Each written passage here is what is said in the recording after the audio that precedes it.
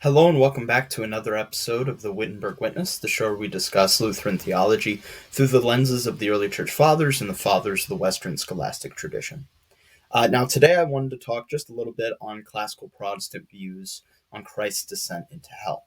Now, I know this is not a central doctrine or a focal point of many of our theological discussions, but it is an important doctrine, and the fathers especially viewed it as very important.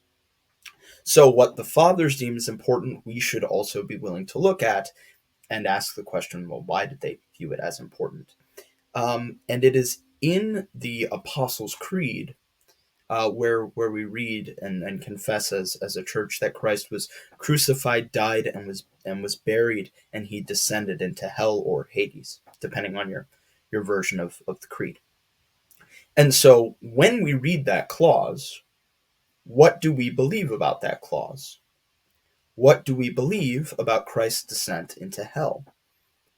Now, when it comes to the difference between the Reformed tradition and the Lutheran tradition on this question, um, the Lutheran tradition is going to adhere much closer to the fathers than the Reformed, and the Reformed are going to come up with a novel perspective, a new position that is not found in the patristic sources.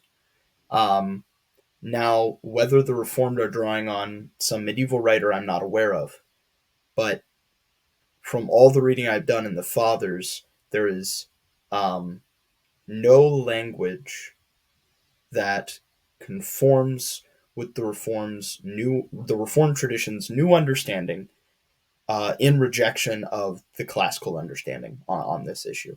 So let's get into what the Reformed teach about Christ's descent into hell or Hades. Here we read from the Heidelberg Catechism, "Why does the Creed add he descended to hell?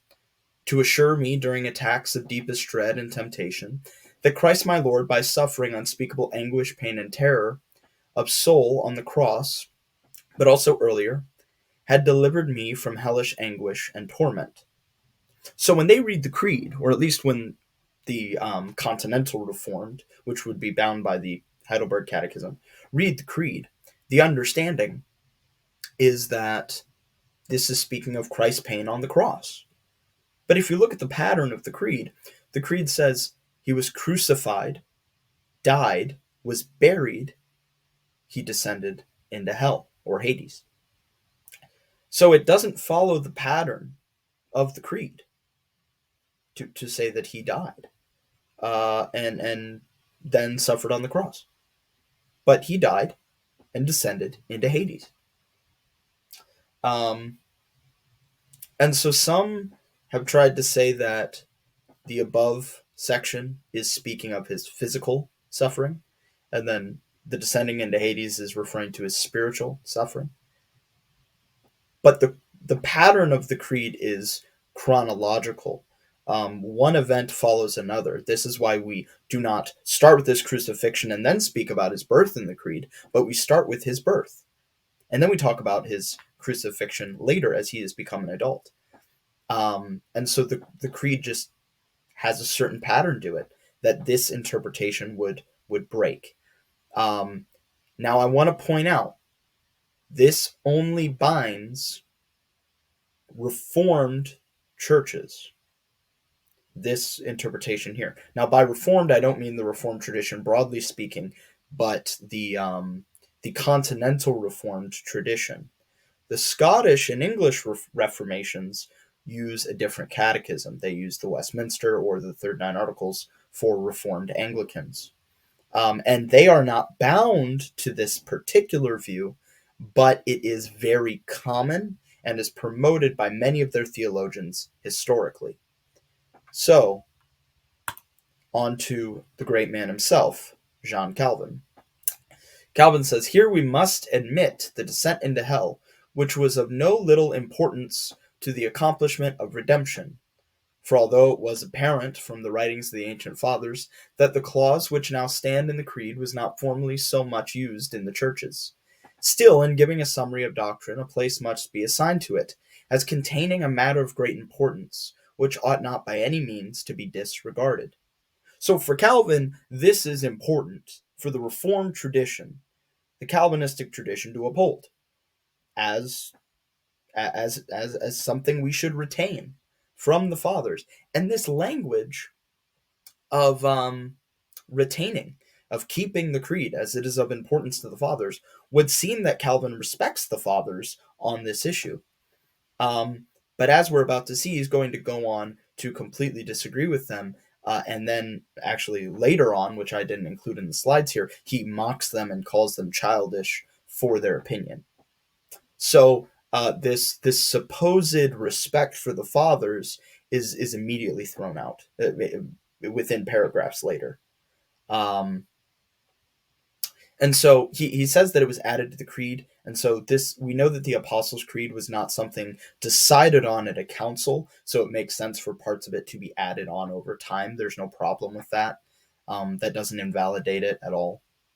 As Calvin here himself says, that part should be retained. But how does he interpret that part of the creed? How does he interpret Christ's descent into hell? He says we must seek for a sure exposition of Christ's descent into hell. And the Word of God furnishes us not only with pious and holy, but replete and excellent consolation. Nothing has been done if Christ had only endured corporeal death in order to interpose between us and God's anger, and satisfy his righteous judgment. It was necessary that he should feel the weight of divine vengeance. Once also it was necessary that he should engage, as it were, at close quarters with the power of hell and the horrors of eternal death. So how do we interpret Christ's descent into hell? Oh, well, he suffered as if he were in hell on the cross. So the theology of Christ's descent to the place of the dead is not a theology of Christ's descent to the place of the dead, but it is a theology of Christ's suffering on the cross. Nowhere in the Fathers was I able to find this interpretation. And if it's out there, feel free to send it to me and correct me and show to me that this is the universal view of the early church. Because from all of the reading I've done and all the things I've been able to find, this is a completely novel interpretation from the Reformed tradition. And if the Fathers heard this as a denial of Christ's descent into hell, which it is, they would be appalled. So now let's look at our stand-in for the Lutheran perspective here. What does the Lutheran Church teach about this? Here we have David Hollatz saying, the descent of Christ to the lower world is the true, real, and supernatural movement by which Christ, having been extricated from the chains of death, and restored to life in his entire person, betook himself to the lower regions, that he might exhibit himself as the conqueror of death, to the evil spirits and to damned men. Okay. Within the realm of interpretation that the Fathers had on Christ's descent into hell, there was not universal agreement. The Fathers did not have a unanimous agreement on what that meant. But they had certain bounds in which that could be understood. There are certain orthodox opinions that are permitted when we discuss Christ's descent. Okay? In some Fathers, you will have the language of descending to the inner parts of the earth, and this being the place of the dead, I assume. The descent into the inner parts of the earth to declare his victory. So Christ actually goes somewhere to declare his victory. You will also have language of Christ going to the patriarchs who have been in the bosom of Abraham and him freeing them. Right? That's actually the art I depicted in the first slide. So there is kind of two perspectives, some of which are sometimes are held simultaneously in the Fathers. One, that Christ goes to the place of the dead, to hell, not to suffer, but to proclaim victory, conquer hell, and display his victory to death and Satan.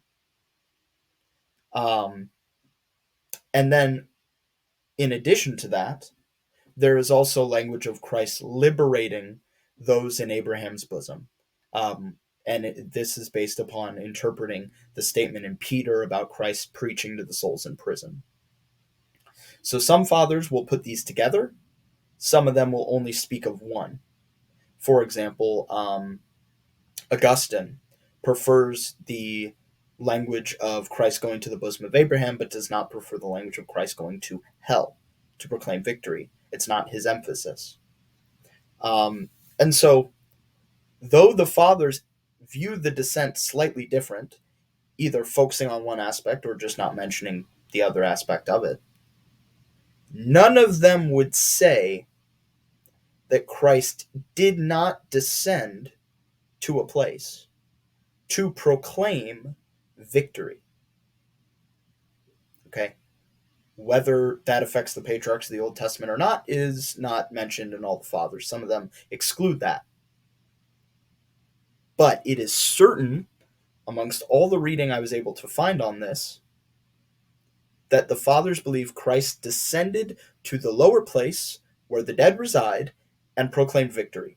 Now, whether that is hell and the bosom of Abraham or just hell, there's some difference. There's some difference on that question. But it was a real descent that really happened. And the victory of the gospel was truly proclaimed. So if you look at the Lutheran confession on this, that's all that's said. And so it is open for Lutherans to believe whether or not Christ also redeemed the souls of the patriarchs, the saints of the Old Testament, and taught them the gospel, and then they believed in that gospel and were taken to heaven. You are allowed to believe that as a Lutheran, but you are not bound to.